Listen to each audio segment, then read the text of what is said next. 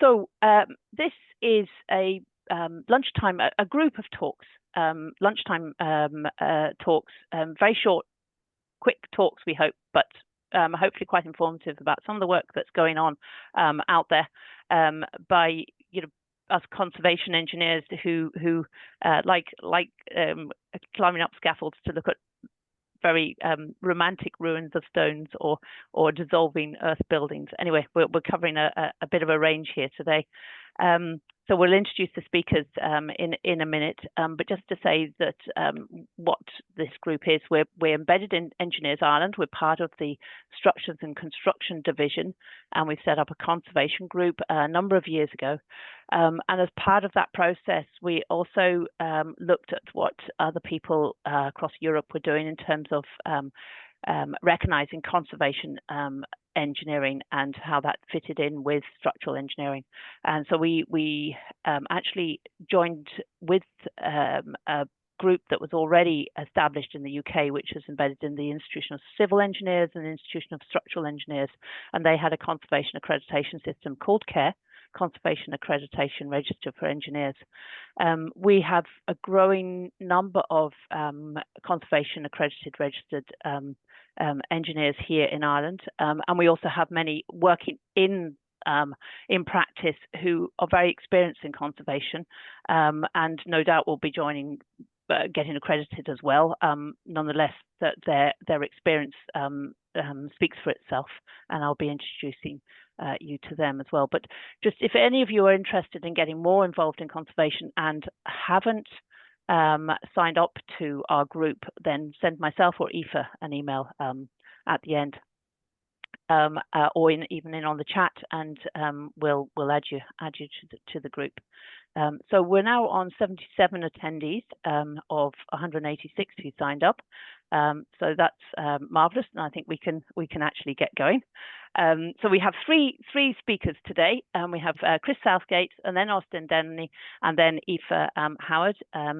You will have seen the listings, no doubt, on Engineers Ireland. The middle section got a little bit muddled because I was meant to be speaking, but you've all heard me enough. And Austin very kindly stepped in there. So the title was slightly wrong. It's been corrected now. And when we get to Austin, he'll introduce it. But to kick off, Chris Southgate will be talking.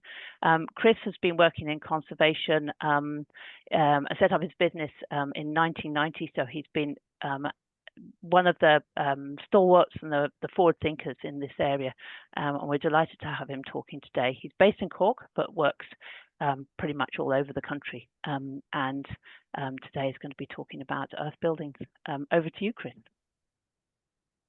Hello, Lisa. Thank you very much. Yes, I'm a conservation engineer established in 1990, and when I established the practice, people thought I was absolutely mad. They thought I would never make any money. Today, it's a very different situation. We're working on many projects, large infrastructure projects, and some complex conservation projects. But I thought it'd be interesting for me to introduce a rather unusual project, which is the reconstruction of a mud building at Hastings Mud House in County Clare. And I suppose slightly influenced by my children and the younger generation who often pick me up on environmental matters, I felt it was worth sharing with you that when I take on a project nowadays, I try and think of its impact on the planet, its impact on community, and then consider the client's brief. And it's a way of thinking in a responsible manner about the impact of what we do. So here I am, on a mud demonstration course at Hastings Mud House. Can I have the next slide, please? So it was basically two-day courses where participants could experience the art of building in mud and plastering in mud, and also hot lime techniques. It involved Owen Madigan, who's a SPAB scholar and expert on mud construction and sixth-generation mason, Damien Congdon, who's an expert on lime plastering and is also sixth generation. Colin Murray, former Heritage Council architectural officer, and myself looking more at the technical side of things. But I enjoyed the aspect of experiencing mud from a practical point of view. Next slide, please. So I was mentored by Frank Newby of FJ Samuelian Partners in London, and he came from a legacy of some of the great engineers, which look back to Brunel, and he talked in a way about the art of engineering and the science of engineering and the technology of engineering. And I deliberately took a low technology project to maybe emphasize the art of engineering. And nowadays I think about engineering or heritage engineering as heritage as conservation, heritage as activation. How do we use heritage in the present moment? And also heritage as inspiration. And unusually, as this project became quite inspirational for me in thinking about how little impact on the planet this method of building had. So we found some practical experience of building under the art of engineering with mud and lime. We trialed out methodology of riddling, compacting, and shuttering mud structures, and we found the interaction with tradespeople who are experienced in this area highly enlightening, and also a sense of community involvement, where I described the art of building a mud house as a bit more like a dance than a building project. The science of engineering. We had some tests on the material before we started, and we also looked at research in the UK and produced a paper which could be available to course participants, if you like, that shows some of the technical background of getting mud buildings past building regulations. And we also discussed some opportunities for testing. The technology is a low technology project, and its value in terms of sustainability, and also its inspiration for how we're building nowadays, and how do we affect the environment. So next slide, please. So 1/3 of the world's population are living in mud houses, and this is quite interesting that we might think of this as an unusual project from our perspective. But my professional experience started with a cottage in Bray in 1992, and the client had bought a thatched cottage, and they had got a thatching expert in. They'd found the thatch was rotten, and they removed the thatch, and then they found that the timber structure was rotten that supported the thatch, and they removed that. And then they found the floor was rotten as well, and then the cottage had been plastered in cement, and they had read that that wasn't the right thing to do at all, and so they removed all the cement render inside and out, and they were left with these columns of mud. Unfortunately, they got a building society loan, and the building society withdrew the loan, and we had to sell the site next door in order to make enough money to restore the cottage. But at that time, I came in and helped them put the cottage back together again, and came in with my damp meter at the end of the day, and found a perfectly dry and usable cottage. When I looked at the Hastings Mud House, it reminded me of that fact. But that was my first experience of mud. But I also, if you show the next slide, had some accidental experiences of mud.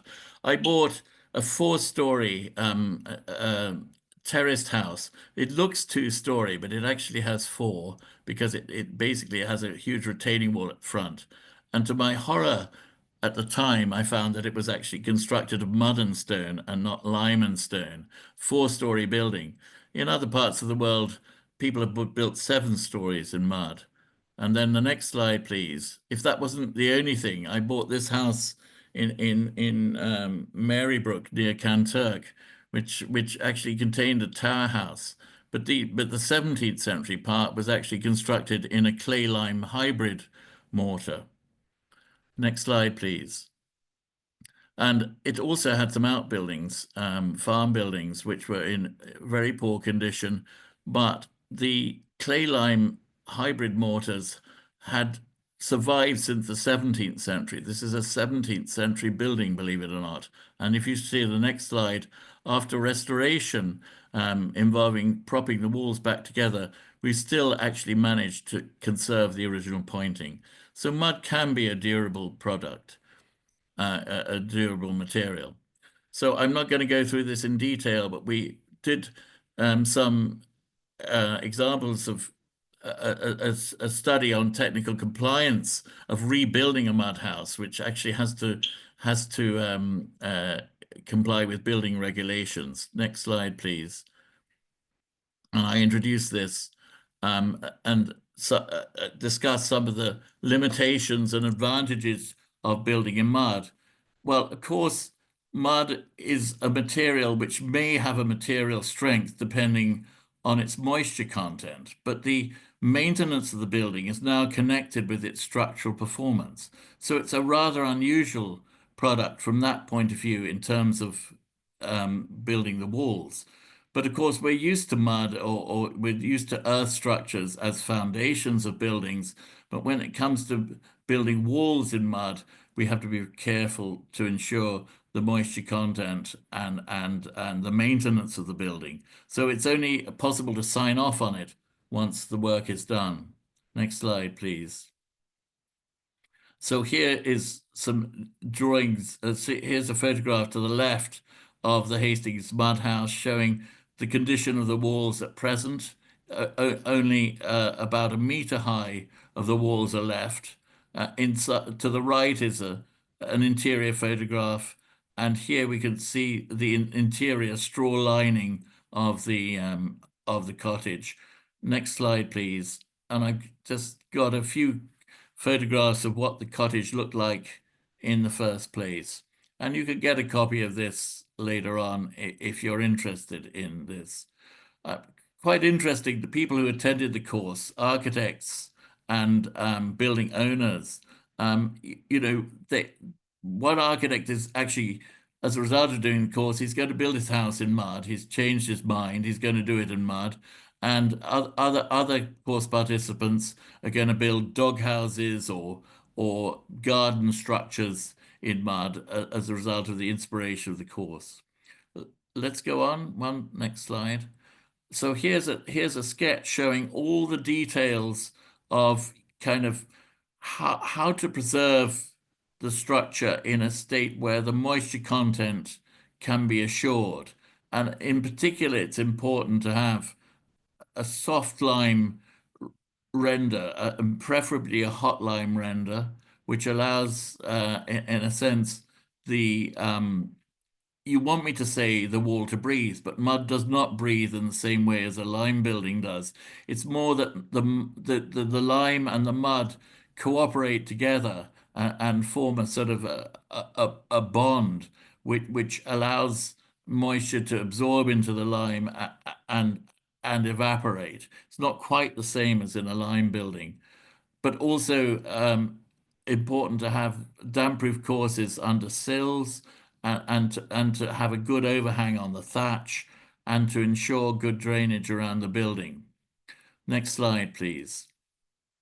So what about testing the building? And my idea is to actually form a truss and carry out your compression tests on the bearing pad of the truss rather than to do cube tests or other material testing. I love the idea of actually full-scale testing, and I've used this on cantilever stone stairs and other structures which are more difficult to analyze. But there's always a way out, I think, is demonstrating the viability of a structure by testing.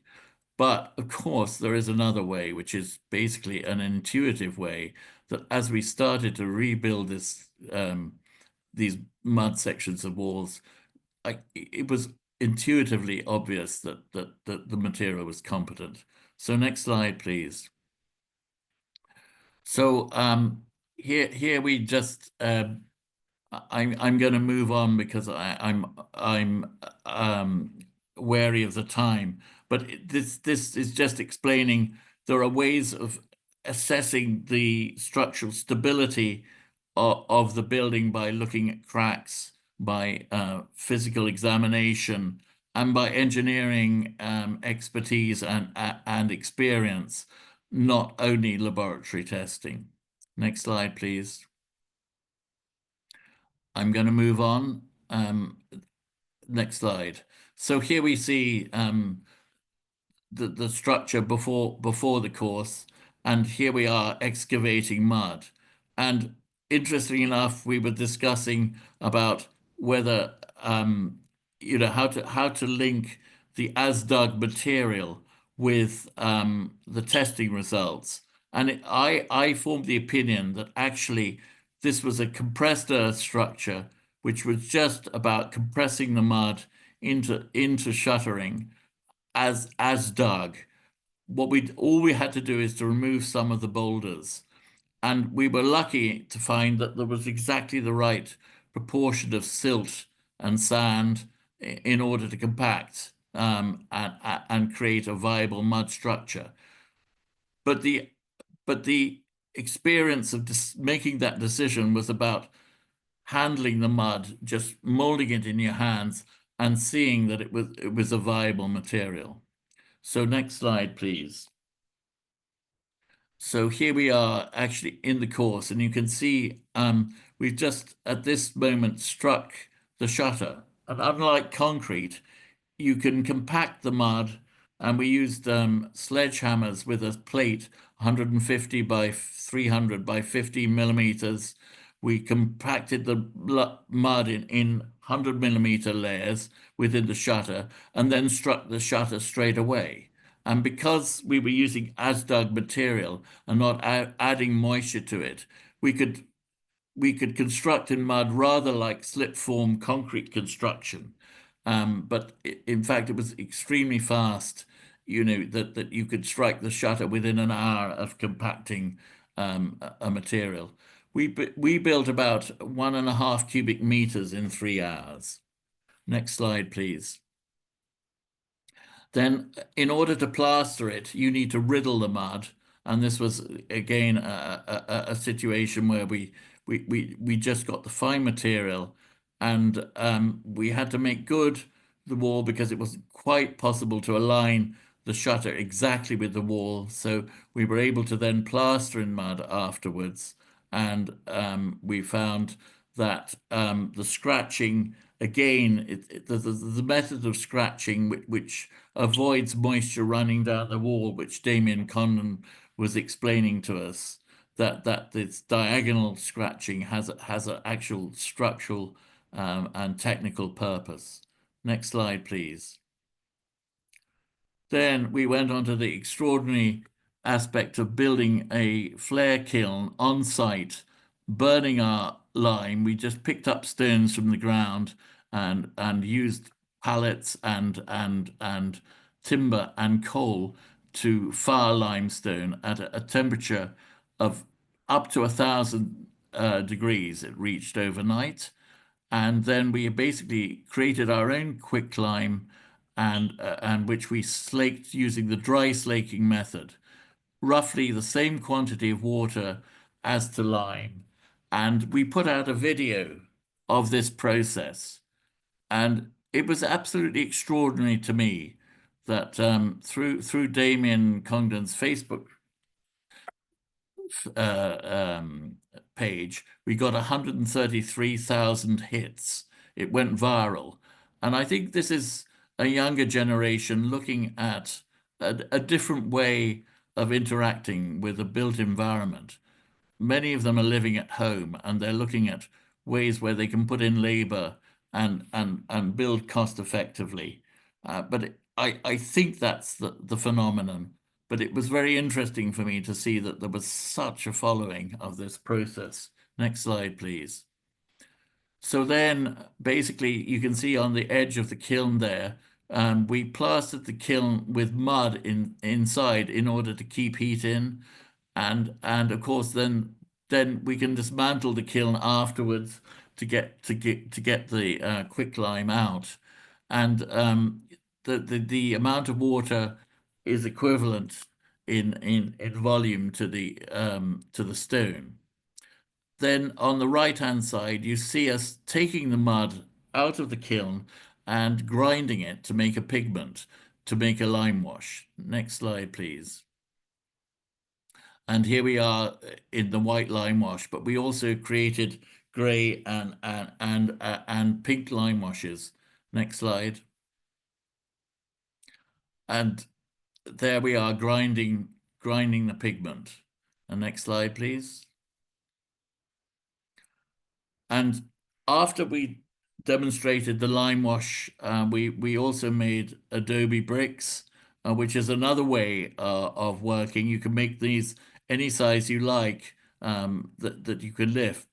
Of course, it's important to bond them, and these can be used very handily for repairing areas that have become damaged, or for repair works. But you can also build in this way. But the most practical way was the compressed earth method, where we're ramming earth into the shutter in layers of about 100 to 150 millimeters deep. The next slide, please. So here we are. The last bit was extraordinary because what we had done is we'd riddled the mud into a fine material for plastering, and then what we did here was we added quicklime, sorry, slaked lime to the mix to create a clay lime hybrid, and then we rolled it like a cigar, in polythene, and Owen and Damien sort of then rammed it with their boots, rather like a dance on top of the cigar, and then you would add straw to this, and this would be another way of building in clay cob. So we were also able to show other methods of building in mud, of which there are about 14 different techniques that you can use. I was interested in finding the most practical technique, so that if people did want to build their own houses, they could do it cost effectively. And the as-dug mud and the rammed earth construction was found to be quite an efficient technique in terms of man hours.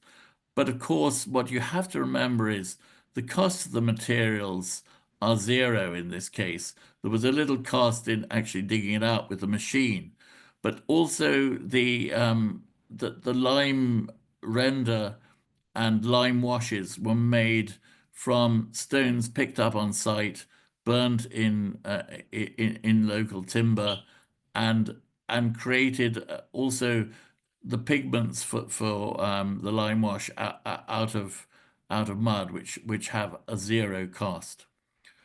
So that's really my experience of building in mud. But of course, the difficulty is, um, that this idea that this method is so connected with maintenance. But I've also been recently looking at a building which we built in 2008 at Dunboy Castle, which has been, unfortunately, due to the recession, has been unmaintained for 18 years. And the costs of restoring Dunboy Castle and building the hotel extension was about 30 million. And although the structure is in perfect condition, we're now having to go back and replace all the internal dry lining, all the services, and everything that we constructed in 2006. And the enormous cost of lack of maintenance and having to redo other aspects of the structure. But I think, in a way, it's helped me think about what the impact is. How are we building? Why is it costing us so much money? And what can young engineers do for the future to make, in a sense, a contribution to our housing crisis and climate change? So I'm saying that this course ended up as Heritage as Inspiration. And I'm sorry, I'm not quite aware of the time, Lisa. No, you're grand, Chris. Thank you very much, Chris. I don't, and thank you very much for touching on the role of the engineer in understanding the technical virtue of traditional materials and the methods as well. And I think that we do, as conservation engineers, who have a great understanding in how these buildings work now and how they might be repaired. Also in understanding the importance of traditional materials and how they're actually used alongside the likes of Owen Madigan and Damien Condon. You had a great team there, and how they might actually be put together, because of course we need to actually place the use, and especially if we're using them for new buildings, place them within current code and regulation as well. And I think it's the engineer that does that translation. And I think your workshop and the Hastings building, the workshops and the Hastings buildings really closely demonstrate that. So I think some of the literature you mentioned that you'd produced as part of that is very good. And I know there's quite a large group of people out there advocating new build in mud as well, in earth, mud, cob. All those descriptions come to mind. So thank you very much. So without further ado, because there aren't any specific questions that I can see in the chat now, we'll wait till the end, I think. And Austin, I think we'll get going with your presentation. So if you want to start loading it up there, and I'll just talk over just for a couple more minutes.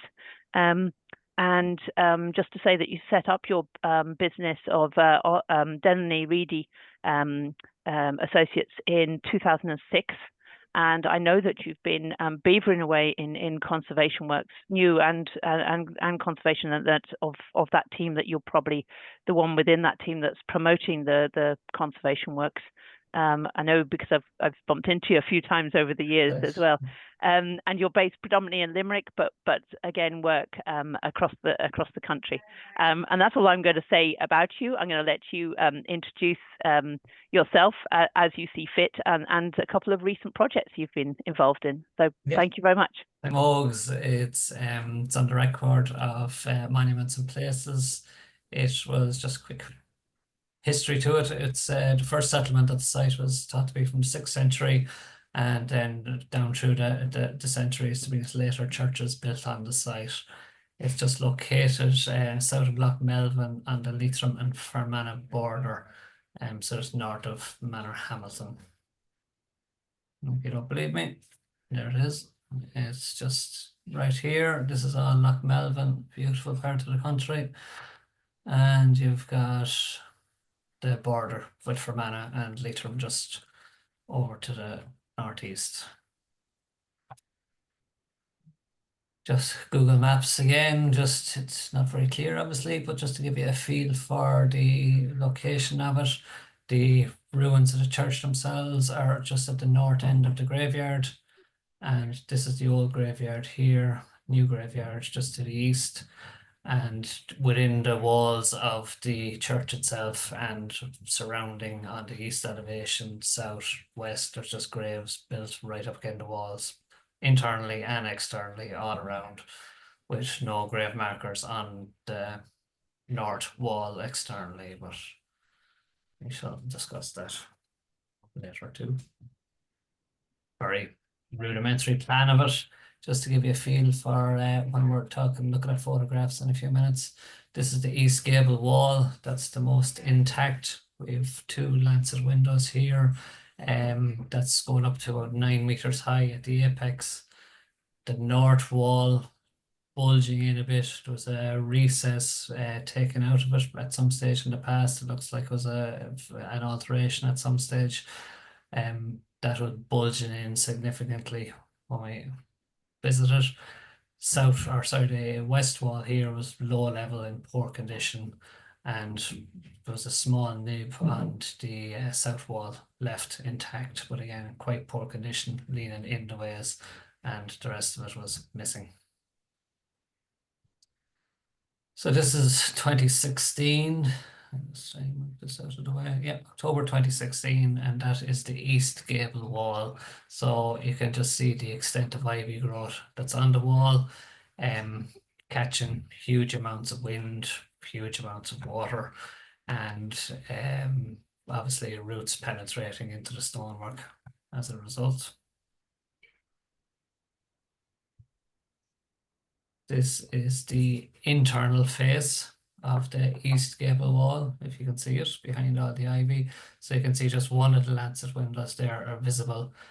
You can see at the bottom then you've got all the graves built right up against it, excavating out, undermining the east gable wall. There's a lot of stone. It's hard to see when the ivy was in place and the gravestones were tight up against the wall, but there's a lot of loss of masonry under this large window here as well. That became a bit of an issue as we uncovered it.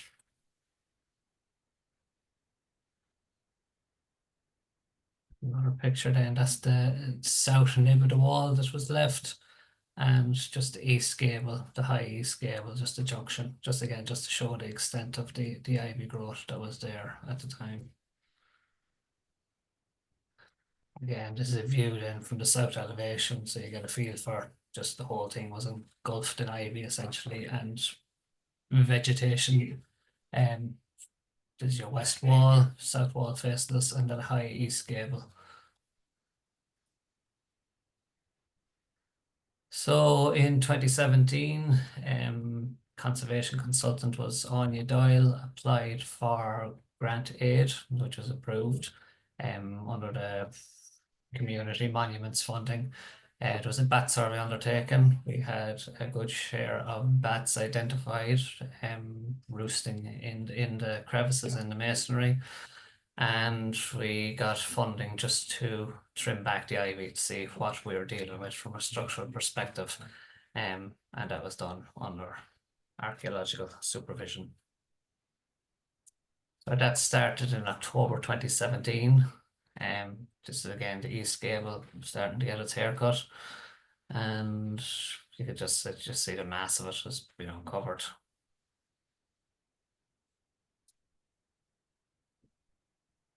These were the lancet windows on the east gable that were uncovered as the ivy was removed. So straight away you could see that they were pointed up in the past with sand cement. Sorry, these are two separate photos, although it appears sort of as one there. But this is on the left-hand side of the lancet windows on the east elevation. You can see there was significant cracking, and it looked quite fresh as well. I suppose just a note on the removal of the ivy that it was all done just with loppers, secateurs. There was no limbs or anything pulled from any of the cracks at that stage. This was purely just carefully clearing back what we could without disturbing any of the stones, just to get a look at what was happening with the stone structure itself behind. Internally then, gravestones were protected, or headstones, and then the ivy was just slowly progressed up the ways. You can see on the lancet that there was a cut sandstone surround to these windows. On the center mullion, this was missing, and on the right hand side was a share of it missing as well. As mentioned before, a lot of the stones at the base of this were found to be tumbling out essentially. That wall was quite unstable under that mullion, and as more of this ivy was cleared away or cut back, we could see that there was significant cracking up along the left hand side here also. This is the external of the north wall, and again you can see our loppers here on the scaffolding, and that was just cutting back any of the thick woody members and leaving the rest of it in the walls, because pulling out would only cause damage.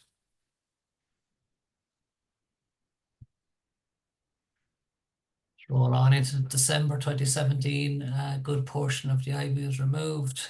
We left again anything that was rooted into the tops of the walls because it had to be a herbicide applied to it to allow it die back, and particularly up the gables of the east elevation so that it can be removed without dislodging too many stones or causing further damage to the wall. Prior to that, we had back boxes put up as well for any disturbed bats that had somewhere to go. This is a view then from the internal of the east elevation. Apologies for all the scaffolding in the way. It's hard to get a clear shot of it. I was rummaging through photographs and they're all at angles, but to try to give a feel for what we found. You have arch stones over the lancet windows. You have a large relieving arch over that again, and the infill masonry in between was leaning out the ways, and there was significant ivy growth in behind that, possibly pushing it all out as well. You can see then on the north wall here on the left of the photograph that again all the saplings and the ivy was just cut back down close to the wall and left in situ rather than pulling it out. And ditto over here on the south wall, the nib of it that was left. There's a close-up of the top of the windows in the east elevation. So I have the original arch stones that were remaining, and the ones then that had fallen out over the years and the centre mullion were missing.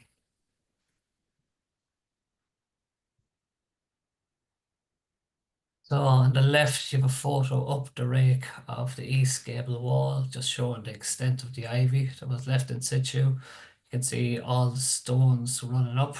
They were just loose, but they were left there because we had to try to get rid of the ivy for the time being until we could get clear access to the top of the wall to record them and to reset them in position. And that's a view from the scaffolding high up then, and it just shows the lean in the north wall. So we put a plumb line on that. That was back in 2017. It was actually quite plumb.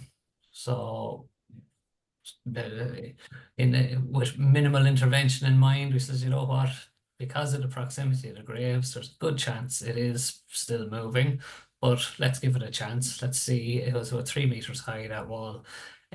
We'll monitor it because I suppose our funding was going to be focused on the east gable wall because it was, I suppose, the most prestigious wall that was left, with the most valuable items worth retaining in it.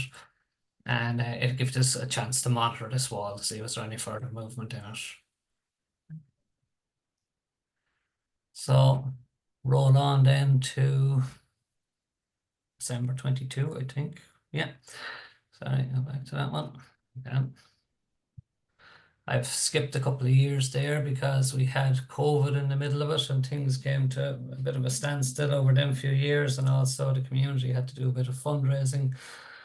So we came back to it in 2022, and that's the east gable here.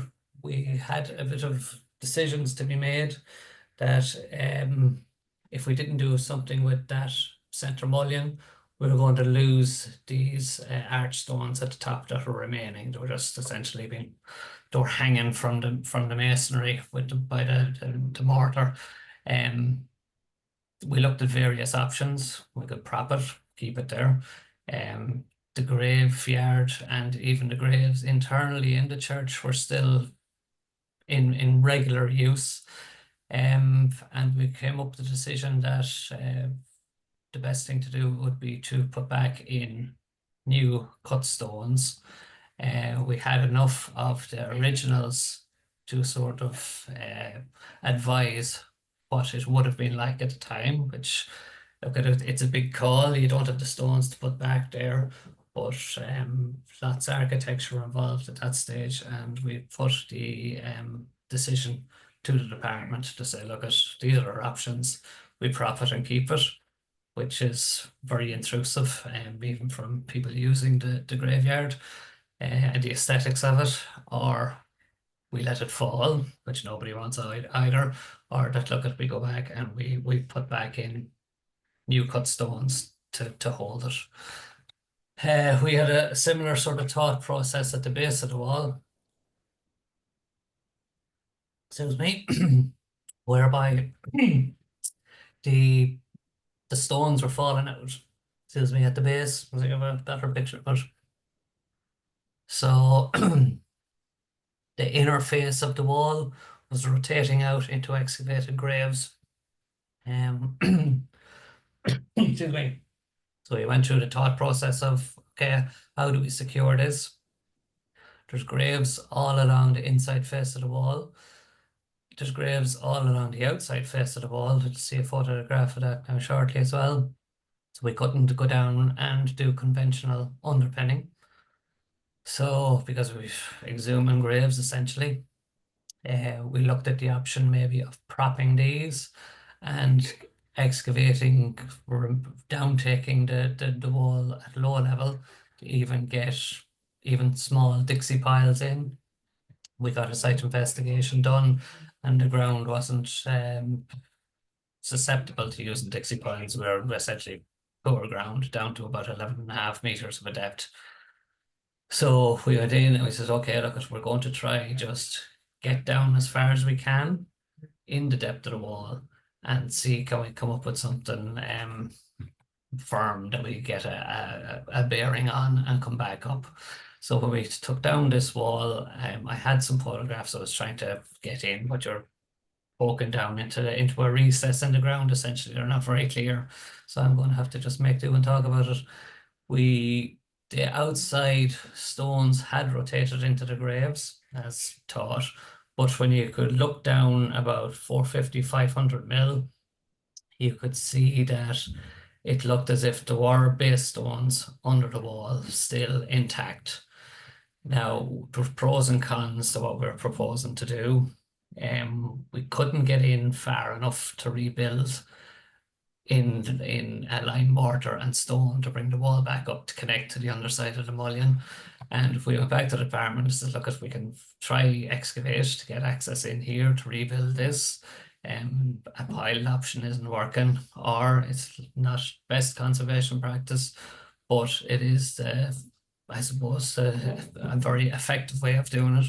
We actually got in and we poured in a concrete mix and compacted it in just to reconnect the underside of this wall with the rising wall down underneath.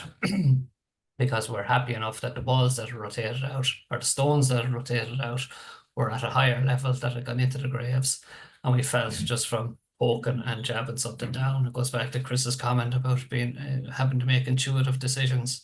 That we says, you know what, we think that we have something firm at a lower level, and if we reconnect, that's just I suppose the least worst option essentially, and that's what we went with.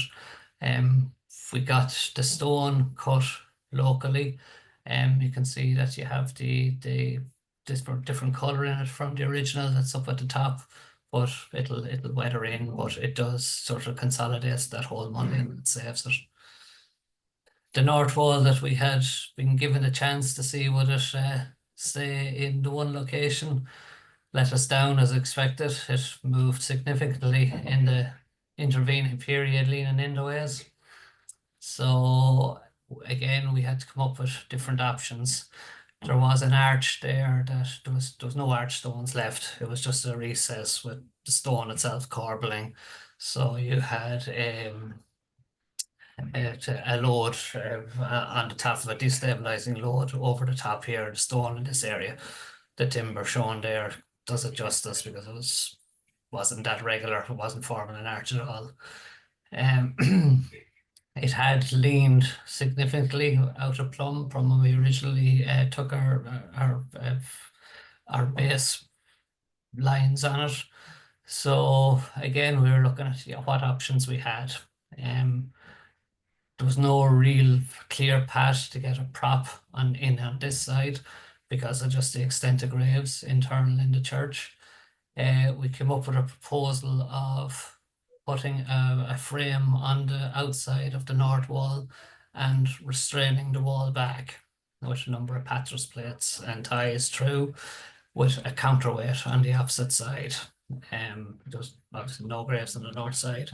We done a little excavation, archaeological excavation to see, and straight away there was remains found on the north side as well. So that wasn't an option. So that was what we've elected to do. Is there was a crack forming here where the whole wall is moving in. It's unstable. It's going to fall in on the graves. So we're taking down a section of it, trying to maintain that arch where it is, and essentially getting down to something again that we feel is firm enough to allow us to rebuild a section of this. And again, we went through all the different options available to us, and that was the one that was sort of presenting itself. Fast forward then, well, that was 2022 again, just to show Loch Melvin in the background. And that was the works to the east gable that were complete at that stage. And the walls, or the stones up along the east gable, were reset. So a big change from the ball of ivy was there at one stage. And that's the outside face of the east gable, which was taken last Friday. It's Storm Dara in the background coming in, hot and heavy. But that just gives an idea of the proximity of all the graves to the outside face of the east gable also. So you had the same on the inside face. So how the wall had any chance to stay standing is, I suppose, a testament to how it was built when we were trying to undermine it on inside and outside over the years. We've excavated down just below the wall on the north elevation.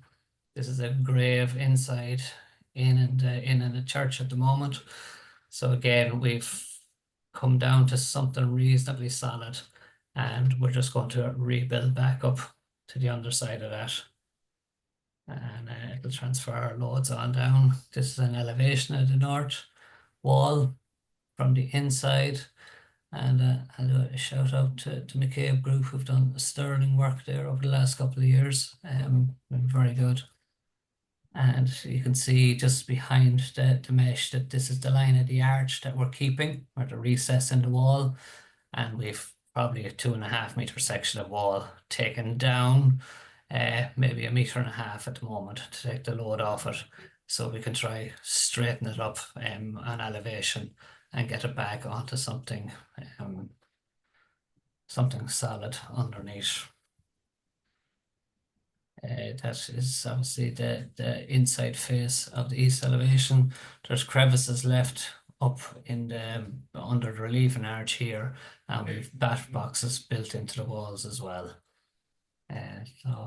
So it's an ongoing project, but yeah, there's a lot of issues arising. That's it. Thank you very much. Great. Thank you, Austin. That you had all the issues, I think. I know Aoife and myself were discussing some of these churches the other day and describing some of the issues we had, and I think you've had all of them in that. You know, the ivy, the bats, obviously National Monument Service, and the proximity to graves, and then even where you thought you didn't have graves, more bone findings as well, which I think is a regular experience in these. And obviously you started work before the Community Monuments Fund was at present, so obviously there was a huge drain on the community to get that project going. And for those of you that don't know, there's been a very generous fund. I think, did it start in 2020? I was trying to work it out, but I think we're heading on to the 5-year anniversary is coming up. The 5-year review is coming up next year. Yes.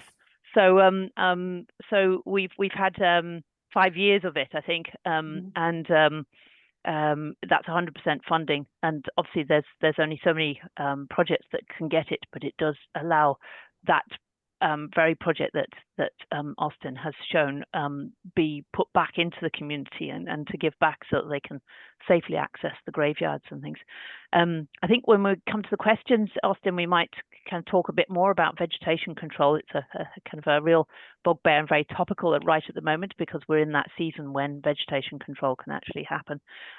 But we might leave this, just leave that for the moment, and let Aoife talk about the conservation accreditation process and what CARE actually is. Aoife works for David Kelly Partnership, based in Youghal, and although she's from Kilkenny, she's now based in Youghal, I think 100% of the time. Aoife. And I was actually there myself on Monday, and what a lovely place it is.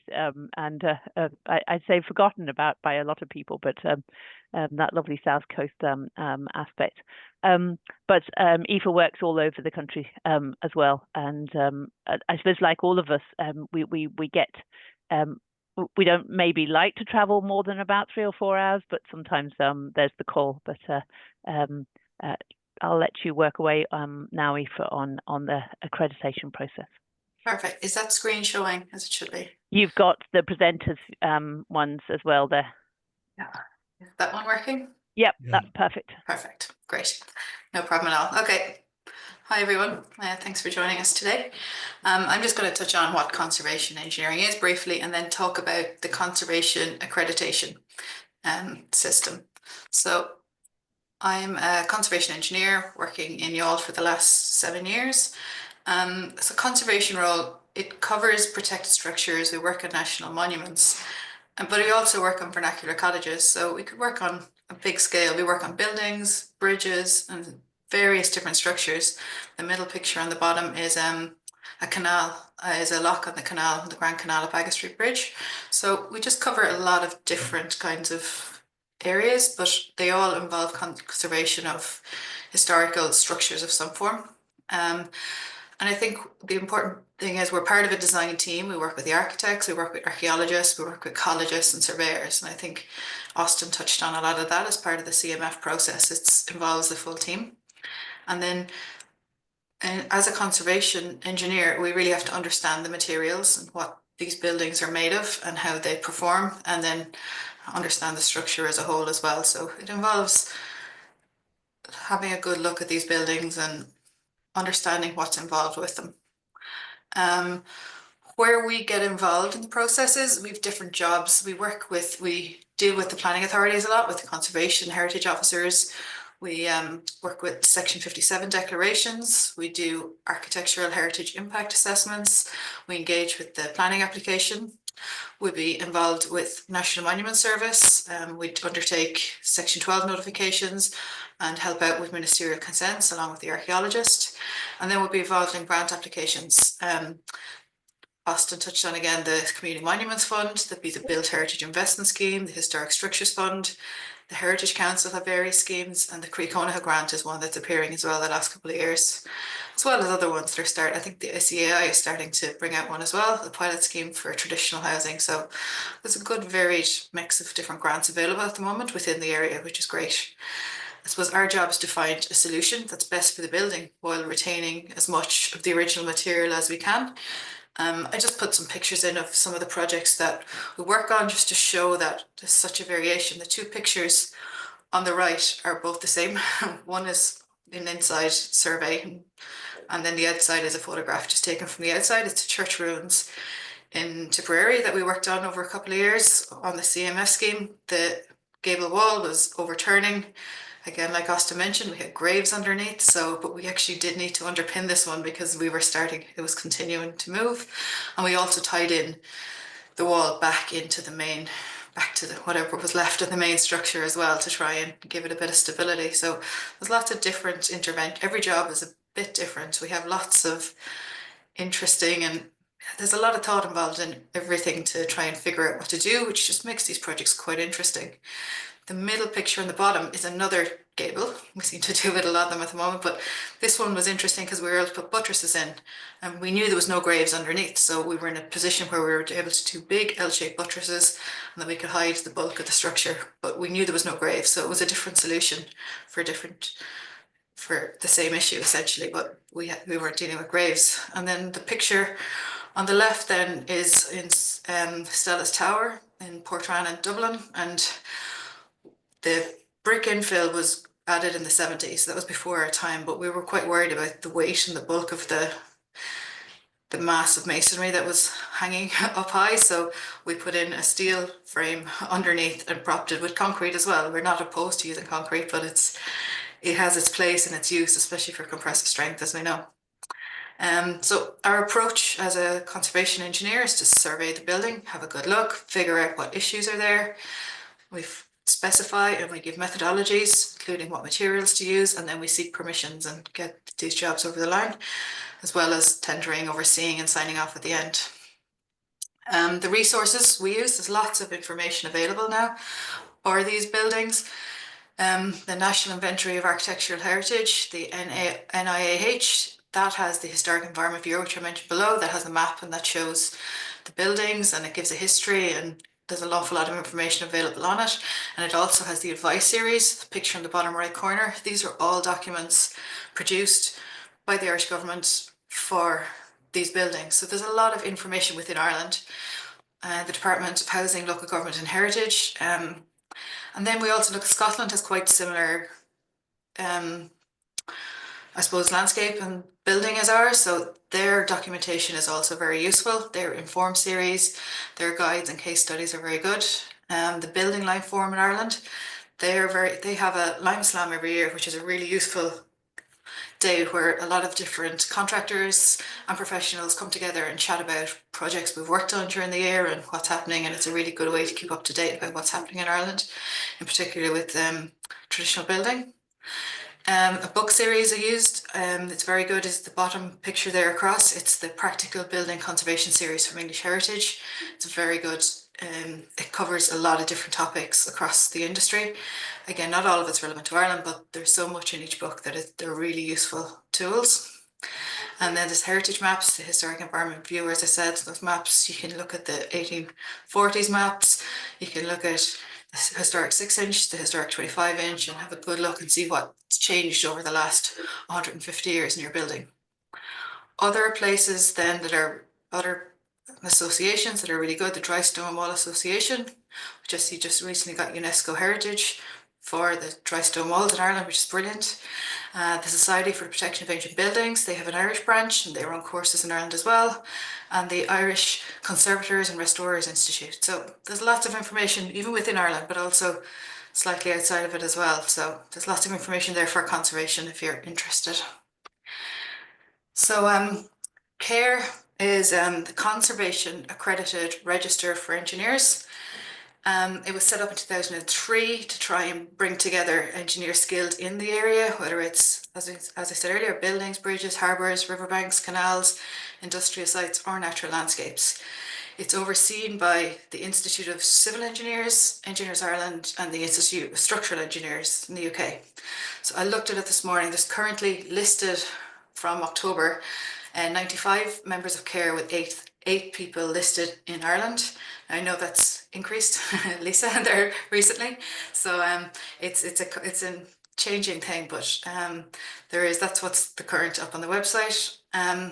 It was formed to raise the standard of conservation engineering across the industry, to encourage education and training, to promote best practice, and to help clients find appropriate engineer as well. The Structural Engineer iStructE website has the Conservation Compendium also, which is 20 different, I think it's 20 at this stage, different reports written up about conservation. So one about demolishment, for example. There was a recent one came out on that. So there's lots of different articles about best practice or what to do in cases in different situations. So it's a really useful tool to use. To be eligible to go for CARE, you have to be a chartered member of Engineers Ireland, or iStructE or ICE. And then to join CARE, you have to have proven your conservation experience and skills, and to be assessed by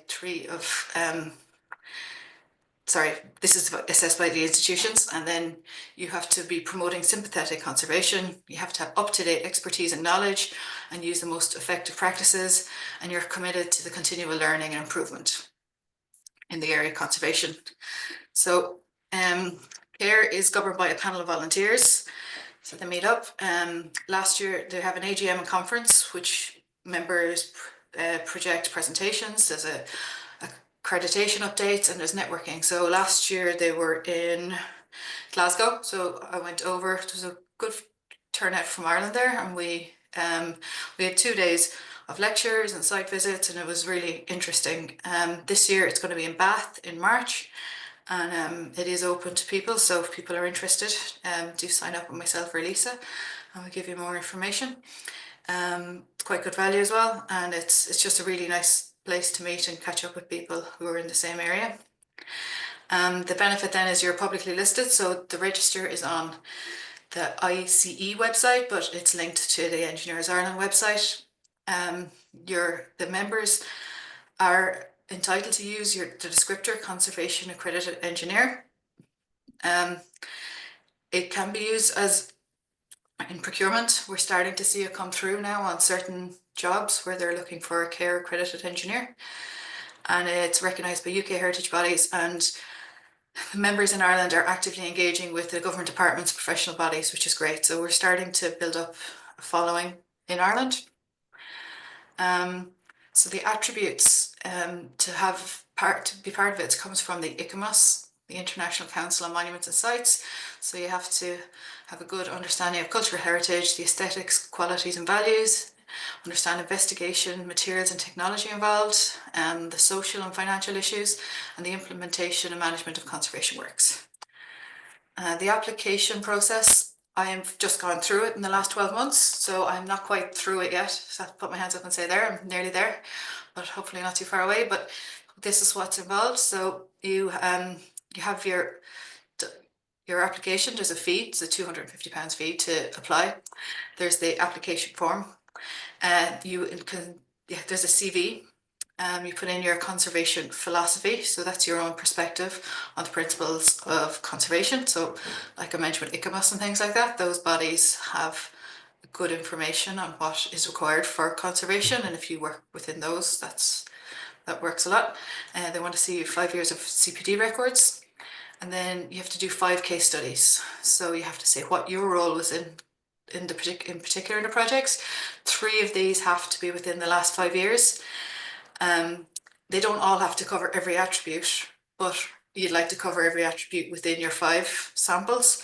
And you can also include education. I included my master's that I completed 2 years ago as one of my sample projects. So I did, and so there's a bit, and I remember at the time discussing a few years ago that I worked in New Zealand for a few years on house repairs, and I would have been able to use that as an example if I needed to, as it wasn't quite conservation, but it was repair. So there's also an email address where you can check. You can email in to check to see if your samples are good enough and strong enough. I'll have to check what the feedback timing is on that. I'm not sure. It's governed by somebody working within ICE from Kerry, so I'd have to double check that. But if you were interested, as I said, myself and Lisa are probably quite happy to take any questions you have, or if you did want to ask what your sample work is like to see if you're interested, we can give you some feedback. Once you've gotten through that stage, you attend an interview, which is all done online now. So it's a 1 hour. It's a 1 hour interview. We have two